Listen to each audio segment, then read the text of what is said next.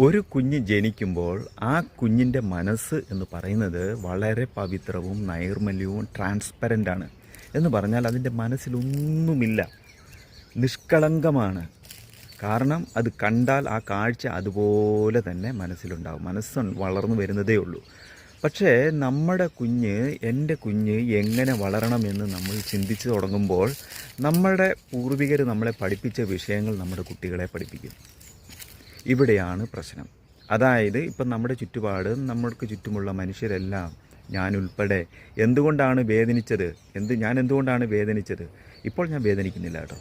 നമുക്ക് ചുറ്റുമുള്ള ആൾക്കാരൊക്കെ എന്തുകൊണ്ടാണ് വേദനിക്കുന്നത് എന്ന് ചിന്തിക്കുമ്പോൾ നമ്മുടെ പൂർവികർ നമ്മുടെ കുഞ്ഞുങ്ങളെ പഠിപ്പിച്ചത്, അല്ലെങ്കിൽ നമ്മുടെ തലമുറയിൽപ്പെട്ട ആൾക്കാരെ പഠിപ്പിച്ചത് വളരെ മോശമായ മലിനമായ സംസ്കാരമാണെന്ന് ഉറപ്പായിട്ടും പറയാം. അല്ലെങ്കിൽ ഇപ്പോൾ നമ്മൾ വാർത്തകൾ കാണുന്നത് മുഴുവനും, വായിക്കുന്നതും കേൾക്കുന്നത് മുഴുവനും നിരാശയും ദുഃഖവും സങ്കടം ഉണ്ടാക്കുന്നതാണ്.